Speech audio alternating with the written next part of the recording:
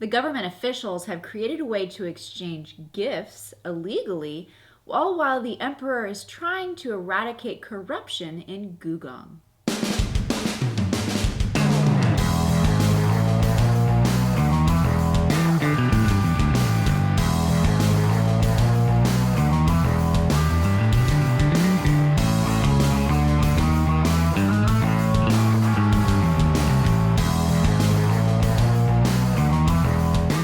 Hey guys, and welcome to Tantrum House Studio 3. I'm Will Meadows. And I'm Sara Meadows, and today we're reviewing Gùgōng. It's by designer Andreas Stedding and illustrated by Andreas Reich.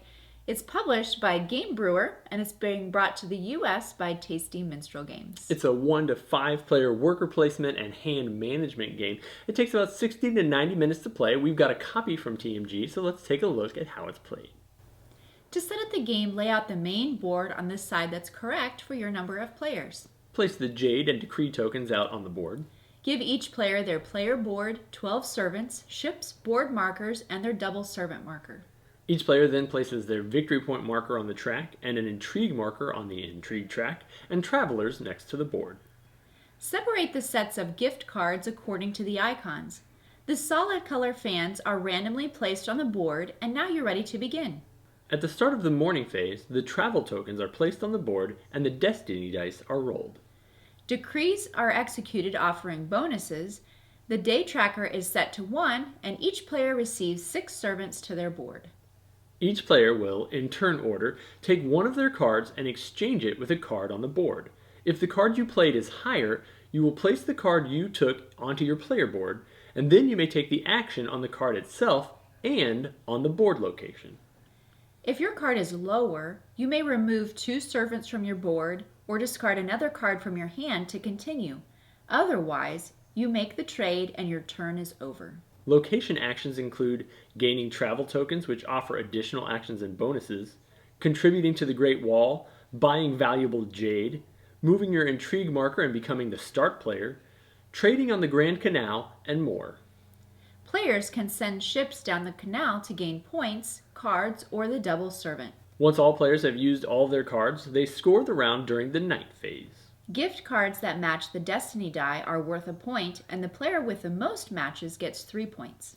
The ships in the canal all move, and then the next morning phase begins. Play continues until the 4th round is complete, and at the end of the game, any player who hasn't made it to the top of the palace loses. The remaining players tally their points, and the player with the most points wins. Gùgōng is a pretty lush and full worker placement experience. You've got a lot of different things going on the game. The mechanics are pretty simple. Play a card, take the actions that are associated with that location, but each location on the board has a very different way of scoring, a very different way of interacting with other places on the board. A lot of different choices to make on your turn.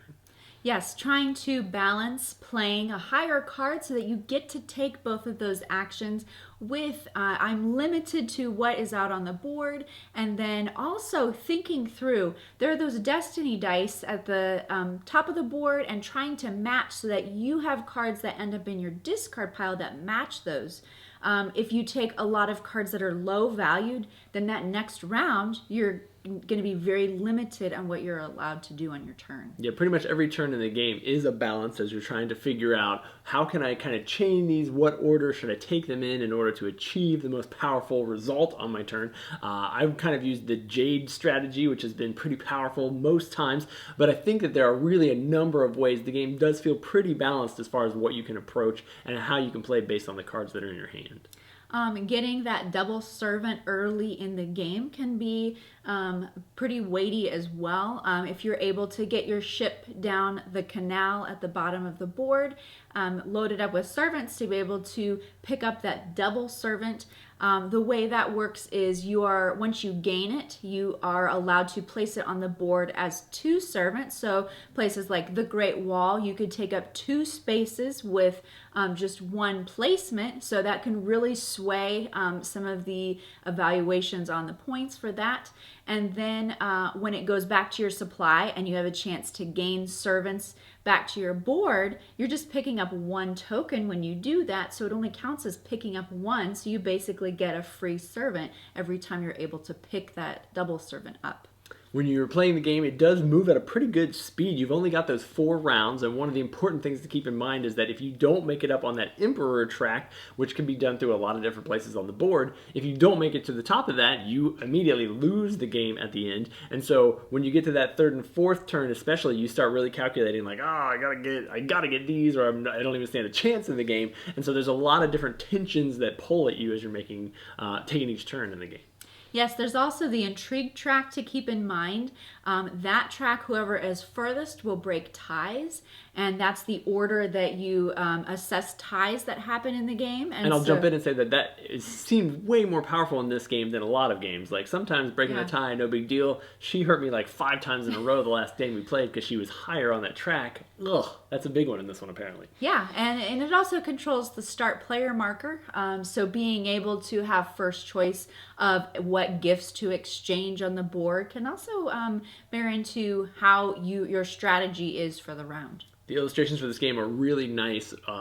Some games have a nice table presence. This one has just a very luxurious feel to it. I really like the consistency of the art and the style. I think you had some issues maybe with the backs of the cards on one of them. Well, the front of the cards, it has the little fan icon at the top right so that you can divvy out. Everyone gets a very specific set of cards that they start with, and it depends on player count, so that the players who are last that first round have a little bit higher cards to start with so that they're actually able to play on the board.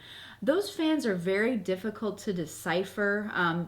They start filling in depending on player count, so you can kind of count the little sections that are filled in. It's really hard to tell, especially in low lighting, what those cards are. I think that was our only gripe overall, though. The game does take a little while to explain just because every single spot on the board does something different, but the base mechanic is really simple, and I think as soon as somebody really kind of gets into one play, they're going to have a lot of fun with it, and the replayability on this seemed pretty high because several of those spots on the board are going to be randomly generated every time based on the cards that come out or the tokens, tiles that come out at the top. So you're going to get a pretty unique experience. Player count wise, I don't feel like that changed too much. I felt like that was actually pretty consistent. You are kind of, stuff disappears on the board a little bit more quickly, but there's so many options that I never feel like, oh, I don't have anything good to do on my turn. Even with low cards, like if I need to upgrade that card and take a 9 or something, it's not a bad turn actually. Yeah, and like the Traveler section at the top, we haven't really talked about that one.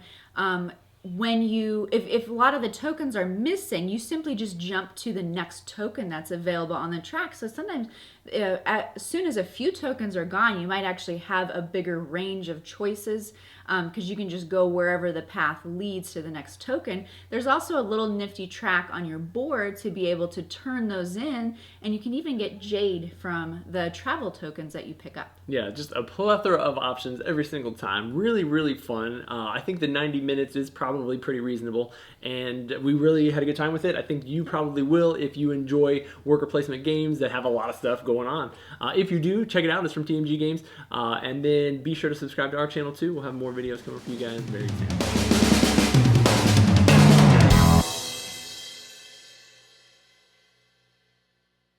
And action. The round let's start over. Apparently your name has to be Andres to illustrate for the game. I'll make no promises because I can't remember.